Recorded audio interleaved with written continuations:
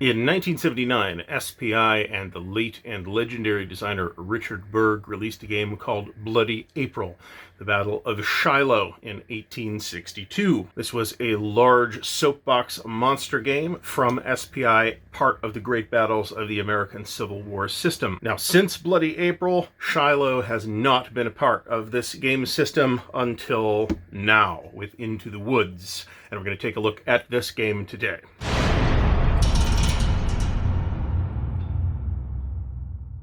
So, Into the Woods, Great Battles of the American Civil War, entry from GMT Games, series designed by Richard Berg, the late great Richard Berg, and game design in this case by Dick Whitaker.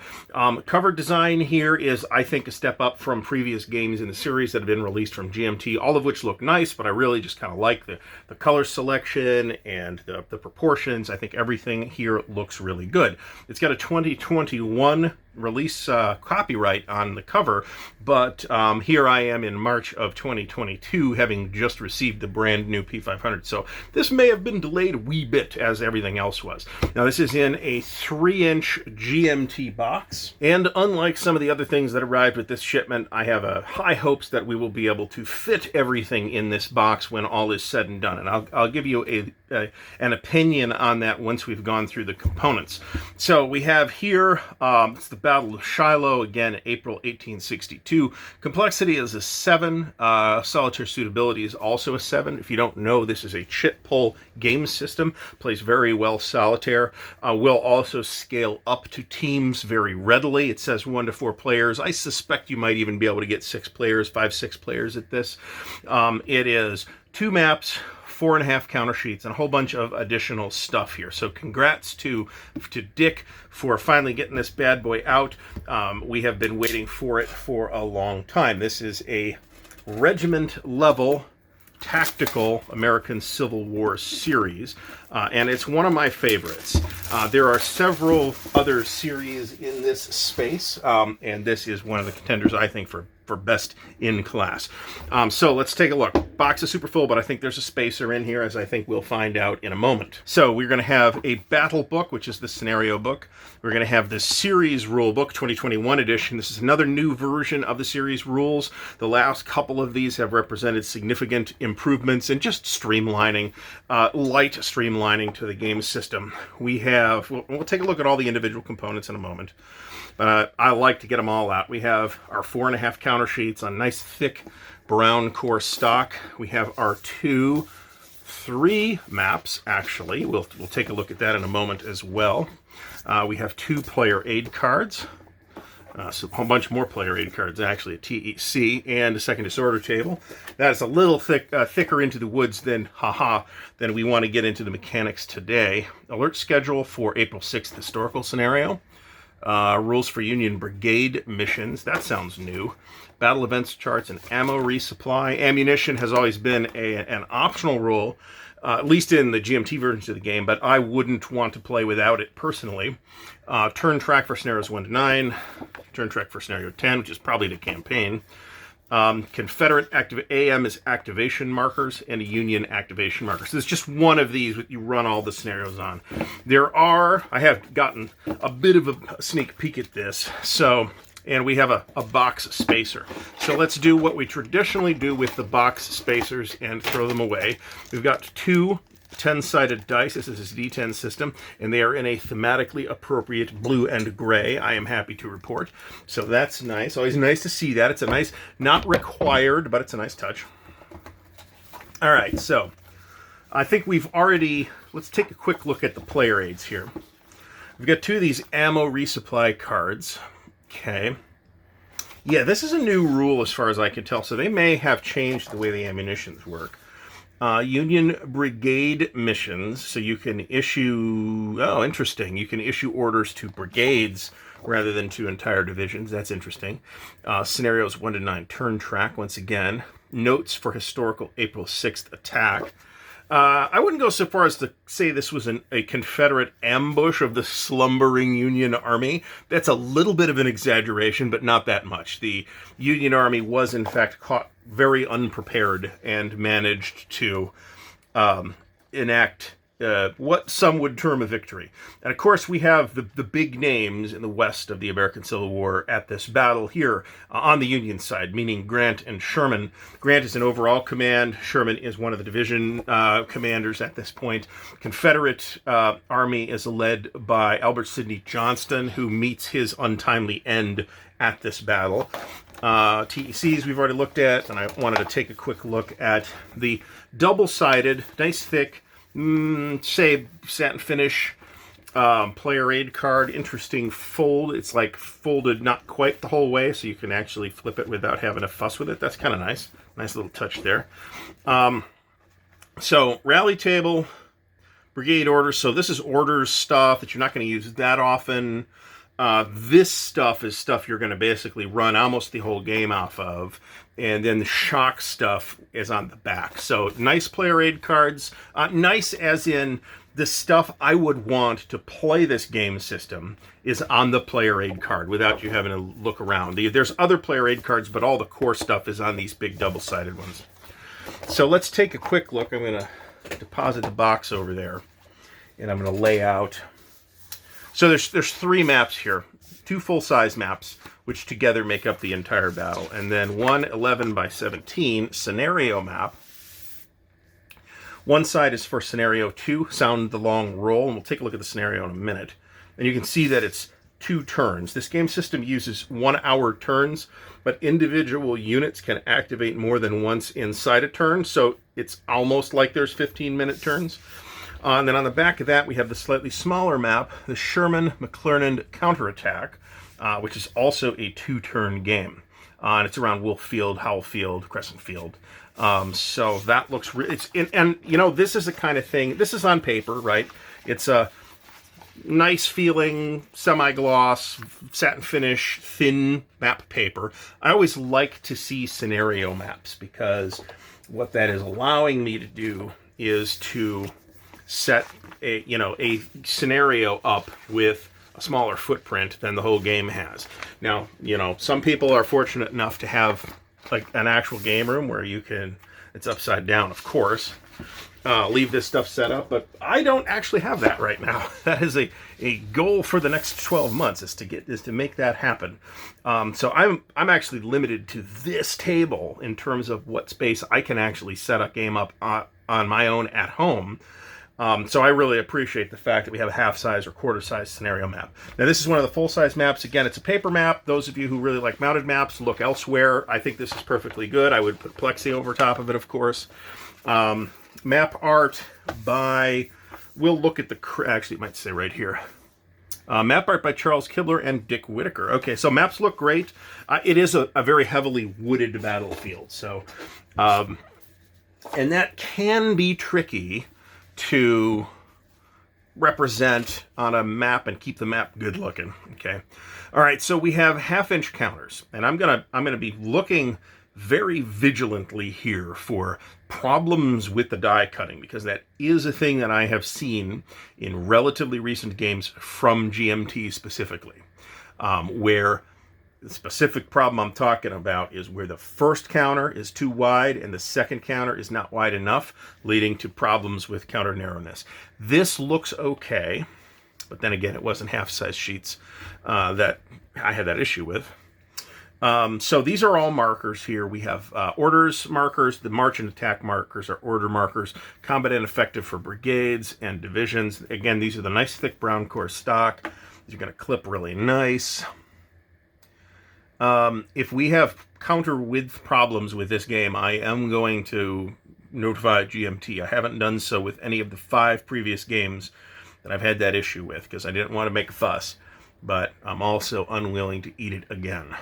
And it looks like we're all okay here so far. So here we have Confederate units. Now there's 4.5 counter sheets here, right? But you got like less than 2 counter sheets of units. And in fact, here's all the Confederate, here's the Confederate leaders, here's Confederate units, there's a few more Confederate units. All these other things are markers or activation markers or efficiency chits that you draw from the efficiency cup. So, and then on the Union side, again, same thing. We've got a few out of command, which I'm glad they put the -1 activation or action markers on there. That's pretty nice. And again, the die cutting looks good. I have super high expectations for the gameplay. Here we have the number chits. These are used to mark strength point losses. So if you have an 8 manpower unit and you take a hit, you put a 7 underneath the unit and you rotate it with the unit. And then they go up to 15. Some of the Union regiment, or well, maybe Union too, but some of the Confederate regiments and some other games in the series that I've played are really kind of big, so you might end up needing these large denominations. So I'm not sure how I'm going to organize this yet. Great Battles of the American Civil War is a game system that I have a marker tray for. But these are different, oops, we have already popped counters out. So as you can see, the die cutting is very good. Can we squeeze it back in? Is this a thing we can do? Maybe. Maybe. The die cutting is so good that the counters kind of come out on their own if you're not very careful. So we're going to have to be very careful with the other stuff. All right, so this will go back in the box. And then we'll take a look at the series rulebook first, okay?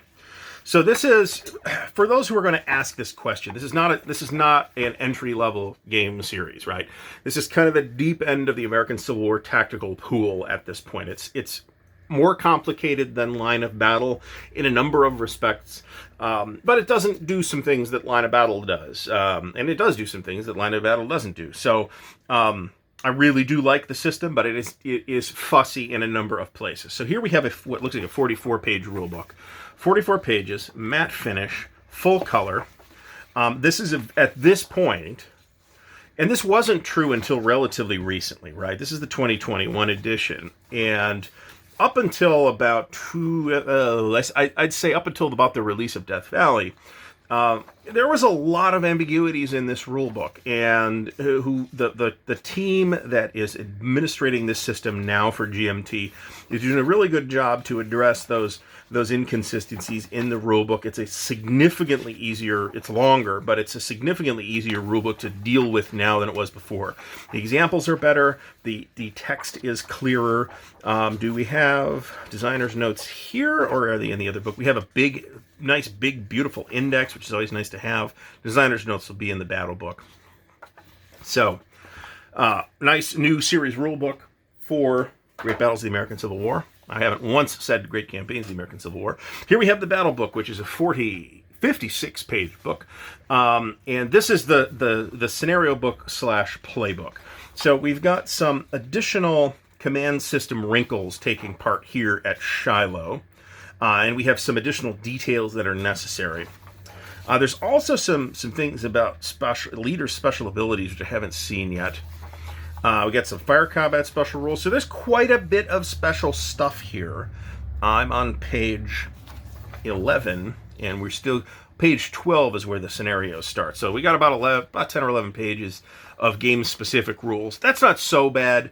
That's not really heavy, but there's a fair amount of special stuff happening here. But there's also a bunch of small scenarios. All right, so here we have Scenario 1, Historical April 6th, Bloody April. Okay, and we've got some stuff to bear in mind when you're setting up any particular scenario. Okay, looking for both maps on this scenario. Lasts from 6 a.m. to 6 p.m. on April 6th. Okay, so this is basically the day one scenario. And then we have our setups here. Union setup. But this is a big battle, right? So Confederate setup. So there's a lot here. We got some what look like period maps of the area. This is sometimes called the Battle of Pittsburgh Landing for the small herb that was in the vicinity. Looks like we have optional setups and reinforcements. That's another thing that we saw with Death Valley, and why I'm very happy with the direction that this series is taking, is there are a bunch of not only a good scenario selection, but there's a good number of options for the individual scenarios to give them additional replayability. Here's Scenario 2, Sound Long Roll. This is on one of the tiny scenario maps, and it is 2 turns. And as you can see, the setup is relatively small, relatively. Scenario 3, the morning action around Shiloh Church. Shiloh is the church. Pittsburgh Landing is the village, and it's the Tennessee River. This thing gets set up on, how many maps is this scenario?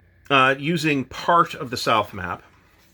Okay, so there's some one map scenarios as well. Scenario 4, the Hornet's Nest, 11 a.m. and it ends at 6 p.m. So it's 7-8 turns. And it is a large and awkward map footprint, it looks like. Okay. The Road to Pittsburgh Landing, Scenario 5, both maps, 11 a.m. to 6 p.m. Here's 30.6, the Sherman-McClernand Counterattack. And this, of course, is on one of the scenario maps, the little mini-maps as well. Noon to 1 p.m. turns. Very nice. The Second Day. Okay, so here's our Day 2 scenario, which is this going to be the whole battle. See, there's a lot of special rules for this. Runs from 6 a.m. to 5 p.m. Here is a Day 2 variant. And here is the mid-morning attack on Stewart's Brigade. That's pretty cool. 11 a.m. 12 p.m. turn on the south map. Johnston has his way. Both maps. There are 3 different scenario variations giving you the opportunity to end the game in 3 different places. That's pretty cool. Okay. All right, and then some period photographs, it looks like. And then we have some designer's notes from Mr. Whitaker and a bibliography, which is always nice to see. Actually, I've just picked up, as in the last week, I picked up Cunningham's book, actually, on the Battle of Shiloh and the Western Campaign. I have not had a chance to read it yet, so hopefully I will get a chance to read it before we get this to the table, which I think we will do. The Godfather Part 4, which I'm sure is going to be a reference to the late, great Richard Berg. So, when we put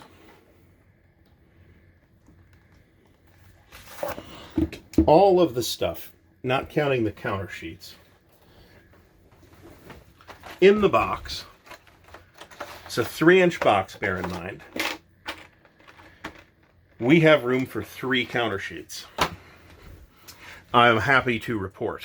So now again, you know, we took the counter sheets out because we're not going to have the counter sheets. We're going to have the counters in the trays. But there's enough room in this box to fit 3 counter sheets.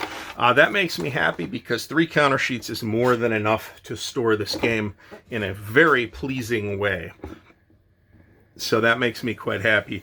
For this entire series of unboxings, of course, I have a set of counter sheets available to do this measurement on. I will not be equally pleased with all entries in the video series. So hopefully you have found this useful or informative. Into the Woods, part of the Great Battles of the American Civil War. I almost did it right there. Part of the Great Battles of the American Civil War from GMT Games series designer, the late great Richard Berg. In this case, game designed by Dick Whitaker.